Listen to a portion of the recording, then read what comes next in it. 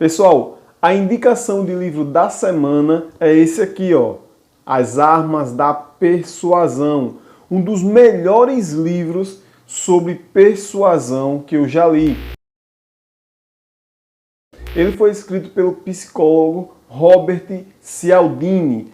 E esse livro ele ensina alguns gatilhos mentais que você pode usar tanto para convencer a outra pessoa, convencer para fazer uma venda, convencer para conseguir alguma coisa da outra pessoa, como também para você se proteger quando a outra pessoa estiver usando essas armas da persuasão contra você. E aí no livro, Robert Cialdini, ele mesmo fala que cansou de cair na lábia de vendedores, de atendentes de telemarketing, daquele pessoal que liga pedindo doações, e aí passou anos caindo nessas lábias e ele decidiu estudar um pouco sobre o tema persuasão. E aí ele descobriu que existem 6 armas da persuasão. Quais são essas armas? Primeira, reciprocidade. Segunda, compromisso e coerência. Terceira arma da persuasão, aprovação social. Quarta, afeição. Quinta, autoridade. E sexta, escassez. E aí ele fala muito sobre todas essas armas da persuasão, que algumas pessoas chamam de gatilhos mentais, tá bom? Então, vamos falar um pouco sobre a reciprocidade. Desde o início das civilizações, as pessoas elas ficam propícias a retribuir um favor que você fez para ela, a retribuir alguma coisa que você deu em troca sem pedir nada para ela. Muito provavelmente você já se sentiu assim alguma vez. Alguém lhe deu alguma coisa, seja uma informação, seja algum bem material, algum objeto, e aí você se sentiu grato, e depois quando você estava comprando alguma coisa, ou quando você viu que a outra pessoa estava com uma determinada necessidade, você imediatamente foi ajudar aquela pessoa porque você se sentia na obrigação de retribuir. Então essa é a arma da reciprocidade. E algumas pessoas que são os profissionais da persuasão vão usar essa reciprocidade, essa arma contra você. E aí você, já conhecendo isso, você consegue se defender. Imagina a seguinte situação. Você vai no supermercado e aí sempre tem aquelas banquinhas de amostras grátis. Imagina que tem uma mulher lá com amostras grátis de refrigerante e aí ela te oferece um refrigerante sem cobrar nada. É uma amostra grátis, ela vai lhe dar um refrigerante para você provar. E aí você vai provar o refrigerante, ela vai perguntar se você gostou, você vai dizer que está uma delícia, né? E em seguida ela vai tentar vender alguma coisa para você. Você vai ficar muito propício a comprar, porque você está se sentindo grato por ter recebido alguma coisa de graça. A reciprocidade fica muito mais eficiente quando é utilizado junto da recusa. O que é isso? Se uma pessoa faz para você uma oferta absurda e depois diminui aquela oferta, você vai se sentir meio que na obrigação de pegar aquela oferta menor porque você recusou a primeira. Voltando lá para o exemplo da refrigerante, a motora vai dizer, me compre 2 pacotes de refrigerante. Você vai dizer, não, você está louca, 2 pacotes, 24 unidades, claro, eu considerando aqui que cada pacote vem 12. Você vai dizer não, né? Imediatamente ela vai dizer, bom, já que você não quer me comprar 2 pacotes, leve apenas uma latinha. Você muito provavelmente vai sair do supermercado com uma lata de refrigerante, mesmo sem você inicialmente querer comprar o refrigerante, tá certo? Um outro exemplo bem interessante, eu não sei se você já passou por isso, mas eu costumo visitar feiras públicas e eu gosto, tá? Quando eu viajo para outras cidades, eu sempre faço questão de ir na feira daquela cidade, obviamente se eu estiver passando no dia que tem a feira, né? E aí, os caras que vendem ali queijo, eles geralmente lhe oferecem um pedaço de queijo para você provar. E aí ele chega a abordagem a seguinte: então prove aqui um pedacinho do queijo, sem compromisso nenhum. E aí você prova, gostou, você se sente na obrigação de retribuir aquela bondade ou aquele ato de bondade que a pessoa fez, e aí você tende a comprar o queijo daquele vendedor, tá certo? Outra coisa, a gente vê muito hoje as pessoas usando a reciprocidade nas redes sociais. Então, tem alguns gurus aí que eles fornecem cursos gratuitos, fornecem uma apostila gratuita para pegar o teu contato em troca disso e futuramente lhe vender. Ou o cara produz muito conteúdo de valor, vai produzindo conteúdo de valor, você vai gostando, vai pegando sacadas do cara, chega um momento que você se sente muito grato a esse cara e aí você compra um produto dele, tá certo? A segunda arma é o compromisso e coerência. Foi feito um teste em uma praia que era o seguinte: um voluntário deixava um objeto largado na praia e ia mergulhar. Um outro voluntário vinha e fazia que ia roubar esse objeto. Quando o banhista, o que era o voluntário, não avisava nada para as pessoas ao redor, as pessoas nem ligavam. Então chegava lá o suposto ladrão e levava o objeto do cara e as pessoas até olhavam assim, viam que estava acontecendo o roubo, mas nem ligavam. Em uma segunda situação, o voluntário pedia para que alguém olhasse ali o objeto enquanto ele ia tomar banho. Então, aquela pessoa se sentia responsável pelos objetos do banhista, tá? E aí, quando o segundo voluntário vinha roubar, as pessoas não deixavam, até brigavam com o ladrão, chamava a polícia, ou seja, não deixava roubar. O que acontece?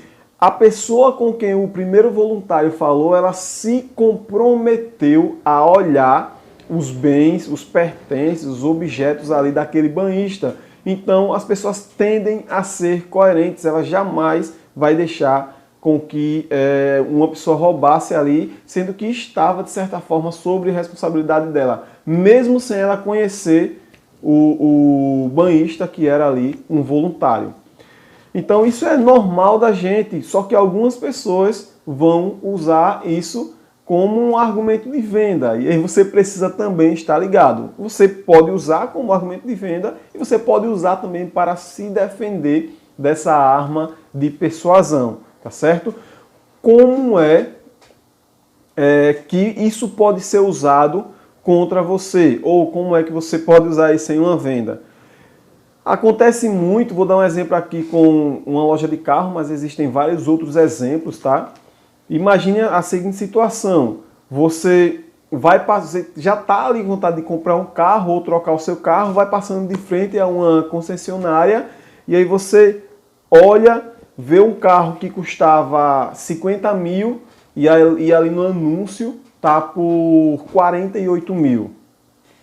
Você já estava com vontade, já estava com dinheiro, imediatamente você vai lá, conversa com o vendedor, dá uma voltinha ali no quarteirão fazendo test drive e aí vê que o carro realmente ele supera as suas expectativas, né, ou ao menos era o que você esperava. E aí você diz: eu vou ficar com o carro, eu vou levar. Só que nesse momento o vendedor diz: eita, só um instante, deixa eu conversar um pouquinho ali com o gerente. Ele sai conversar com o gerente, quando ele volta ele diz: senhor, infelizmente eu havia esquecido de colocar no orçamento o ar-condicionado, tá? O anúncio ali não inclui o ar-condicionado e esse carro inclui o ar-condicionado. Na maioria das vezes, a pessoa vai pagar os 50 mil. Né? Vamos supor ali que o ar-condicionado custava mais 2 mil. Então, muito provavelmente, a pessoa ali, no caso, vai pagar os 50 mil. Por quê? Porque ela já se comprometeu, ela disse, eu vou ficar com o carro. E aí ela tende a ser coerente com o que ela falou, tá certo? A terceira arma da persuasão é a aprovação social. Essa é uma arma poderosíssima. Como funciona? Já deve ter acontecido com você também a seguinte questão. Você vai almoçar fora, sai com sua esposa, com sua namorada, e aí você vai almoçar fora, vai passando ali de frente a pizzarias. Já aconteceu comigo, inclusive, tá? Você vê uma pizzaria ao lado da outra, sendo que uma pizzaria está cheia, lotada, com filas de pessoas para entrar, e a outra está vazia. Você iria para qual das duas? Eu tenho quase certeza que você iria escolher a pizzaria que está lotada. Simplesmente você ia pensar, poxa, eu vou para a que está lotada, porque se tá, essa que está do lado e não tem ninguém é porque a pizza não presta.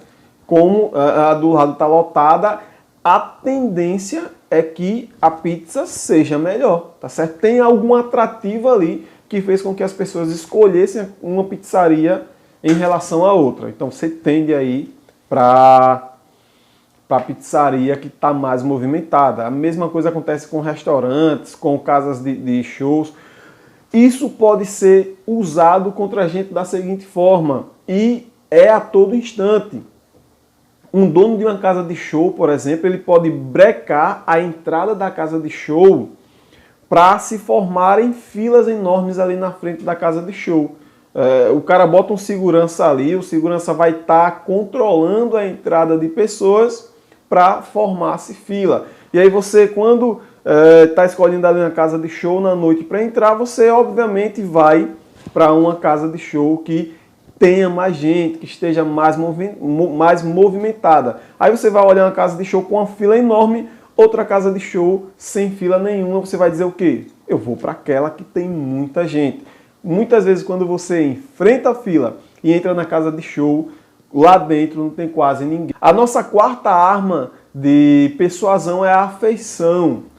É muito mais fácil você atender um pedido de quem você conhece, de quem você tem alguma similaridade, de quem você se dá bem, do que de uma pessoa que você nunca viu ou de uma pessoa que você tem raiva, que você nunca conheceu ou não conhece, tá?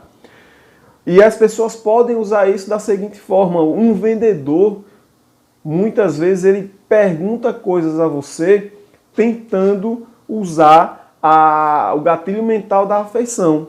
Por exemplo, o cara começa a lhe atender e começa a perguntar onde você mora, qual o bairro, o que você gosta de fazer. E aí durante essa conversa ele vai dizendo, poxa, eu morei nesse bairro durante muito tempo. Cara, você gosta de futebol? Eu também sou apaixonado por futebol. E ali ele vai criando uma certa similaridade com você e vai fazendo com que você goste dele, e aí essa venda vai ficar muito mais tranquilo, muito mais fácil. A nossa quinta arma da persuasão é a autoridade. É muito mais fácil você seguir uma pessoa que é autoridade no assunto, ou autoridade em uma coisa, uma determinada coisa. Eu lembro de uma série, tá? Não vou dizer o nome aqui, mas era uma série de médico, e o médico era o topadão ali da região, certo? Um médico muito bem conceituado. Só que, obviamente, era uma série, o cara era ator, o cara nunca tinha feito um curso de medicina, o cara não entendia nada sobre medicina. Nada, eu digo assim, né? Porque ele vai ter que estudar alguma coisa para fazer o papel ali, mas o cara não era médico. E aí um comercial de TV chamou esse cara para fazer o comercial de um produto, e esse produto vendeu muito. Por quê? as pessoas associaram o excelente médico da série com o produto que estava sendo vendido. Mesmo o cara sem ser médico vendeu bastante. Quando eu falo de autoridade, eu sempre lembro daquele famoso comercial da Colgate. Quem é que apresenta o comercial da Colgate? Geralmente um dentista com uma bata e o dentista indicando aquele produto para a gente e diz que ele e toda a sua família usa. E aí você, como é uma autoridade falando, você tende a seguir a autoridade.